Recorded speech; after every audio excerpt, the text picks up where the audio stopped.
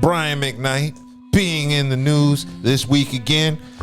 This time he did an interview with Anton Daniels. I actually sat there and watched the whole interview. It was actually interesting. The one thing I learned is Brian McKnight is an asshole, but he's a talented asshole. He's a very smart asshole. Two families are two prominent families in the Black Adventist Church. We both met at the college where I was going. She came, okay. I was a sophomore, she was a freshman. We kind of started dating. The next year she gets pregnant. This is back when shame was a real thing. I know, yep, I get it. She's back home, she tells me she's pregnant and that she's gonna get an abortion. Because I'm like, yeah, we should probably do that. You're 18, I'm 20. Why would we? I'm just about to start this whole thing. Maybe this is the route we need to go. And she agrees. I'm like, dodged a bullet. I'm going out to sign my deal in California. When I leave there and get back to Huntsville, that's when she calls me and said, actually, I didn't have the abortion. So now I'm like, I gotta tell my mom. My mother, who played the piano and was singing in the choir every week, you know, in the Seventh-day Adventist Church, if your kid has a baby out of wedlock, you no longer can hold any church office. You can't sing up in front. You can't do it. You are held responsible for whatever the kids do. I honored my mother, and I tried to do the right thing with a woman that I hadn't even known a year yet. We got married in September, baby in November. We had sort of an agreement. You handle this part. I'm not changing diapers. I'm 20 years old. This was not what I expected to do. I'm already in it. We separated 4 times before we ended up getting divorced ultimately anyway. How far into the marriage would you say the first separation? 2 years. Because you were married for what, 13 years? Yeah, 13. So why not just break off? Why stick it out for 13 years? For the kids. I was never in love with their mother. I wasn't. They weren't made from love to begin with. And I said this before, and people got so mad, this obligation that just because you lay with somebody now, it's sort of an 18-year sentence of some kind, or beyond that, because it's forever. There's resentment there. But at the same time, you do have these children, and you want to try to do your best to do right by them. If we were never supposed to be together like this in the first place, but we have these children, we both have to do what's right for them. And you're right, what we should have done was just separated for good. Then, for me, when I realized I could parent those boys without her, I could be a good parent. I could be there for them, and I could give them what they needed from me without being married to their mother. So that was Brian McKnight, just giving his side of the story. So now, ladies, now that you know that, you gotta love him now, right? Yeah, so that was just a small portion. He sounds like even more of an asshole now, though, after listening to him. He sounds like a dick. And it's not about the marriage part of the women, but how you talking about your kids, your children like that? And they weren't made out of love and all this. And that. If you really want how many kids are made out of yeah, love? exactly. If you really want to be honest, how many kids are actually, we planned this? We love it. We had a good time. We probably got knocked up. I can honestly say, I'm one of those. I'm pretty sure I was made from love, and my youth, all 3 of them, even if it wasn't. So you I ain't mean cut you off. So you had all your kids when y'all was married. Correct. Okay, so he said the thing with him. He said no. I understand that they were married, but he's saying they were forced. You still have to be accountable. It's the whole word is accountability. He was. He stuck it out even though he ain't like her. So the thing is, it was a situation. He just wanted some cooch and he got it, got knocked up, and he stayed because what he did. That was his choice. Accountability. Exactly. Yeah. That was his choice, his decision. Nobody told him he had to get married because he had a baby. He did it for his mom. He did it for his mom. It's based off his respect. His mom ain't get married. I understand that. He respect his mother and he respect. I respect my mom. Right. See, and that's the thing. But he was saying his mom's life at the church would have been screwed up. Exactly. Because your mama wouldn't hear you say this about the kids. Yeah, her grandbabies. You think the mom will want you to hear? And you made another one to hear you say that. That's what I'm saying. Yeah, but he married, so I mean, what you think? It does. If you're married, if you. And coming from a guy who this situation fits me, like, you know, you can't run from accountability, and you're responsible for. He didn't run. He just stayed there. The way he's saying it and how he's acted towards the kids, it says everything. It's that part. It's your actions. Says everything. So without that's what I'm saying. Like, even listening to him now and just how he really is an asshole. So right, I get what you're saying. Your kids an obligation or framing having to be a parent as an 18-year sentence or forever or whatever you want to call it is crazy work and shows that you really didn't love your kids in the first place. My other thing is, if you're so happy and married and in love, why do you always have to try to degrade this woman? Why is it that every time you do an interview, you want to make your ex-wife and kids look bad? No one ever needed to know that you weren't in love with her ever, which we don't even believe. At this point, I think you might just be a narcissist and you're trying to get your rocks off, but no one ever needed to know that. We would have never known that. Why are you telling us this now? But without knowing exactly what's going on, he did point it out. Since we've been covering him almost a year now, he pointed out that the kids was turned against him. And you're using your mom as a scapegoat. Your mom would not approve of this stuff. I don't think he's using his scapegoat. I think that's facts. If he's saying that his mom, based on him having a child out of wedlock, it would have screwed her positions up in church, I believe that, because there's a lot of churches that set up like that. How you feel about your kids? Yeah, but this is after the fact, so it's not like he said it during the whole process. He's saying it now. I know, but that's what makes it even worse. Well, I mean, again, we talking about he's speaking his truth. You feel what I'm saying? He had to suppress his feelings, his thoughts, because he didn't want to have a kid by her. She chose to keep the kid, so he can't make her have an abortion. And he didn't run off not to be a deadbeat dad, so he stand on business. Now, did he like it the whole time? No, he did. That's what happens when you dig your grave. But not even that. And then when I think about, okay, y'all got married, you had a kid, you didn't want to have a kid, and you don't want to be married. Why continue? You know, all right, you jumped the broom too quick, you jumped the gun. Mm-hmm. Get out of it early. Well, you can't. He had to marry her. Well, he said out of obligation. No, listen, you married her, you did all that. Now you're in the marriage. Mm-hmm. You had the baby. All that. It's not working. You don't want to be here. He's saying it's like 2 years in, so he's 22. Yeah. So you're expecting the 22 to make a solid ass decision. A lot of now, and then they're in their 40s don't make solid decisions. You're sitting there holding yourself against your will. You're holding yourself hostage in a situation that you don't want to be in. There's a lot of, and you're telling us that, okay, and no, I'm not knocking it. Yeah, I've been that dude, but as I look back over things, you have to be responsible. And you have to take accountability for what you did. Okay, one, he took responsible for it because he stood there. He married her. He helped raise the child and everything. So he took responsibility for that. He didn't run. He wasn't no deadbeat dad. So that's evident. The fact of the matter is, we talking about now, years later, they all grown and stuff. He's speaking his truth. Whether you like it or not, that's how the way he felt. You feel what I'm saying? So you can agree, you can disagree how the way he said it, but this is how the way he feel. And see, this is why a lot of men don't come out and say anything, because when you do talk, you getting admonished for speaking your truth. It's his truth. Whether you agree with it or not, it's his truth. I didn't want kids. I didn't want to get married. I thought I was going to be career girl, and that's it. I am seeing too many people, especially those who are not female, really go in on this lady about her truth. I think that's to get to a point where if you cannot wholeheartedly relate, you can't come close to understanding the perspective and the lifestyle that lady is living, you probably need to have your mouth closed shut. He stuck there. He created the kids. He raised the kids. They had a good life, and wasn't like they was in a bad situation. We don't know if he had a good life or not. I said, from what we see on the outside, the kids didn't want for nothing. Based off of his success in the music industry, they didn't have a bad life. So now he's out of it. He's telling his story like, yo, I took one for the team. That's what he basically said. He was his own team. Yeah. Now, in addition to that, Brian McKnight also mentioned that she had an abortion in high school. When we started dating, she told me about an abortion she had when she was in high school. Gotcha. So this is not the first time this happened. Yeah.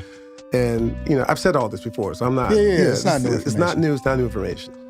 So this would have been her second abortion. So if now she went here we go. It. I ain't mean to cut you off. Yeah. So here we go. She got a pattern. So you don't know how she got him. You know what I'm saying? She probably.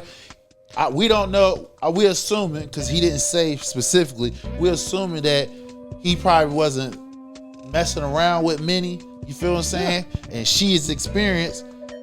Hook, line, and sinker. She put that monster on him, and that was thinking, it. I would take 18 seconds for 18 years of 18 years. I was just thinking, this man is in college, 20 years old, about to get a record deal. Trapped. She trapped his ass. Yeah, and she lied to him and said she was going to get the abortion, so he's going to sign the deal thinking shit is all good. And then she just waited till he did that ink was not even dry. It was still wet and said, I ain't having that abortion. We want, but you can say he could have wore a condom too. Yeah. To not even get in that situation. Yeah, I mean, I agree with you on that. There are ways to get around this situation. She and then didn't let's say necessarily trap him. He went in willingly. Again, he didn't say specifically, I wore a condom. He didn't describe how the sexual encounter happened. So we're gonna assume, right? We done spoke on the fact that there's a possibility he didn't use no condom. I'll take it another step that he actually did use a condom. She probably pinched that mom. Yeah, and there it is. Cause shit like if she's experienced, she had an abortion in high school. She met him. It's been situations men get set up because a woman poked a hole in the damn condom, or he probably threw it in the trash. They scooped that motherfucker out. And all you need is it's stuff that turkey baster. Exactly. So exactly. An 18-year-old in college has one.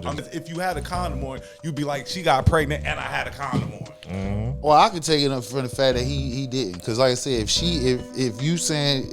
it's reported that she had an abortion in high school, she's more experienced than he is.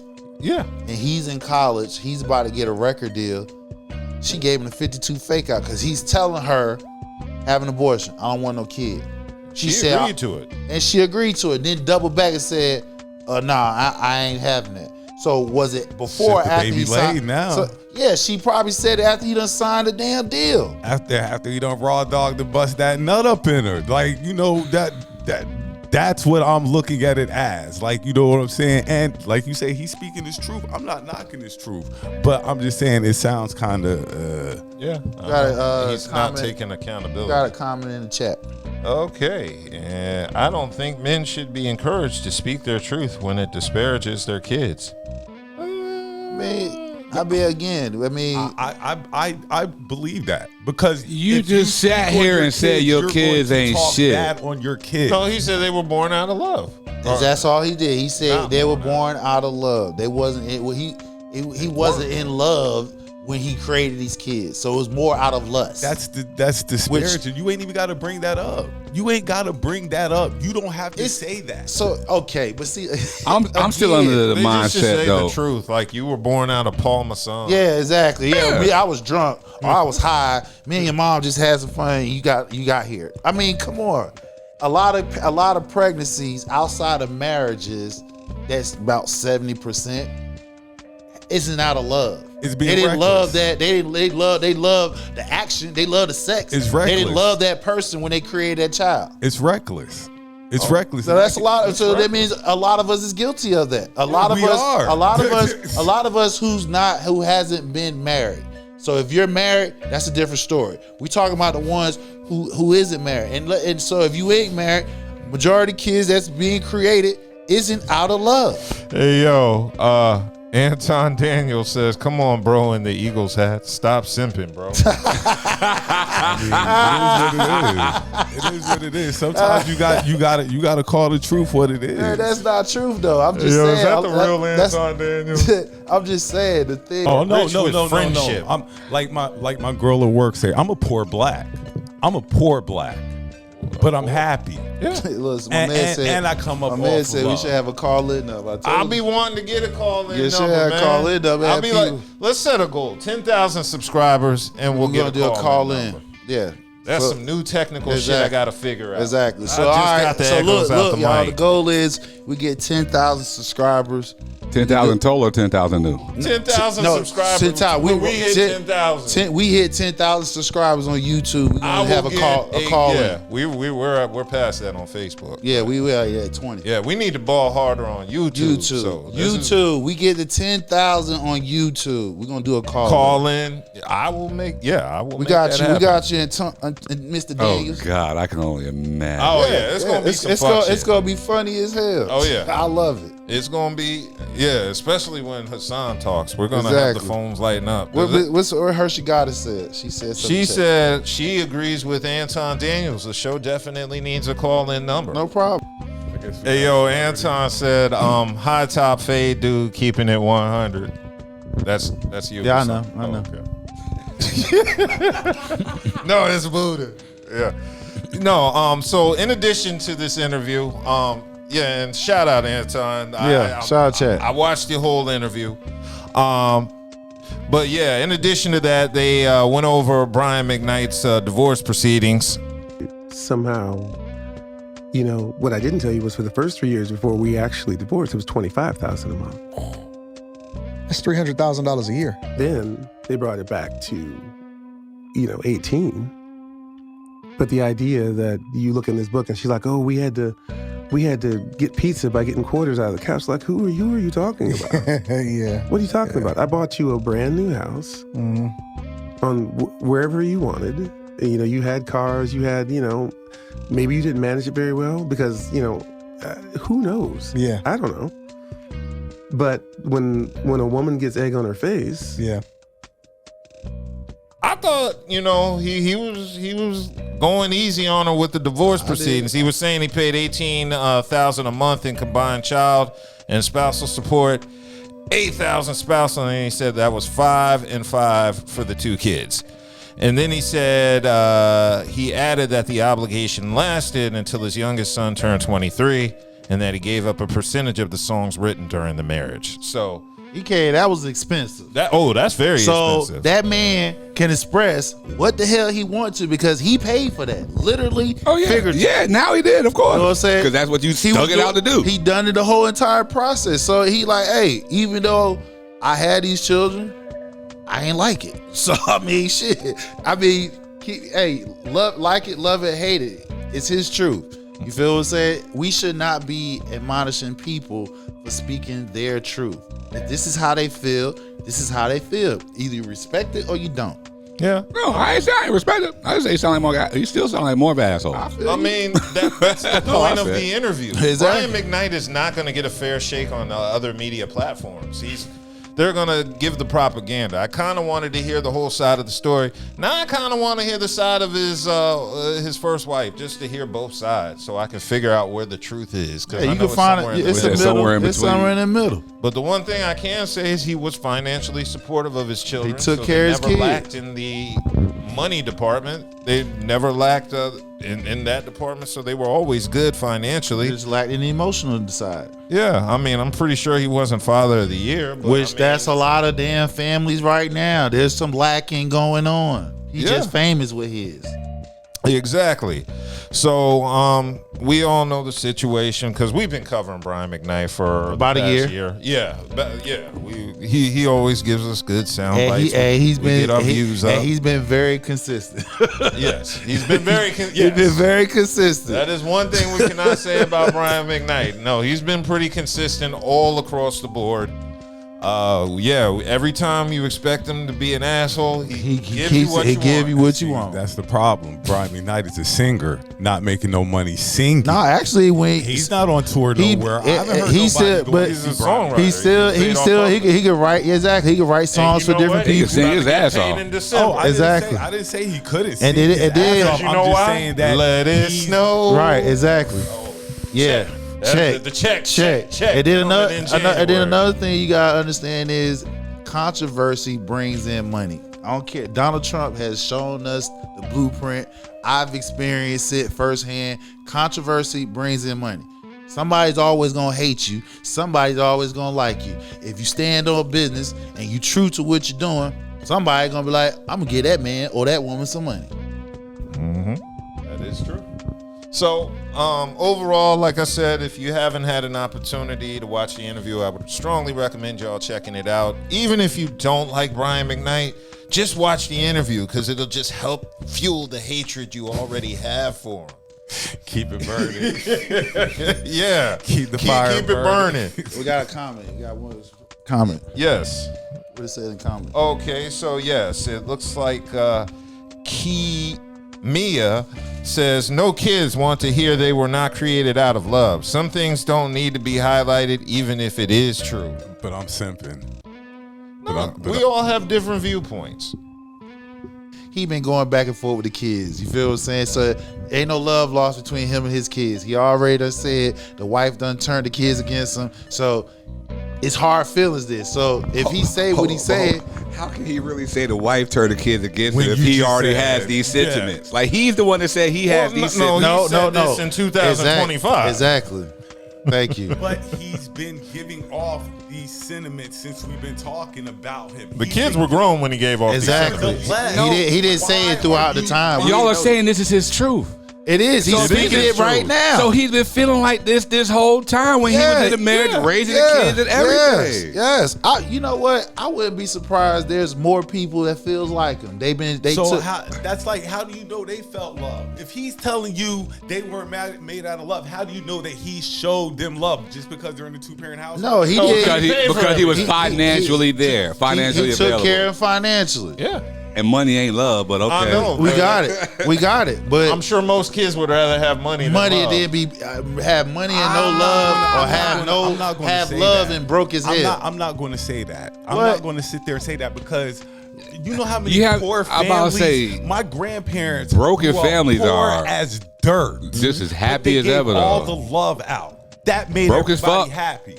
Money, yeah, they might say it might buy you happiness, it might not. But I've seen with my own eyes people without money, dirt, broke, poor country. That's what I come from. Love. Okay.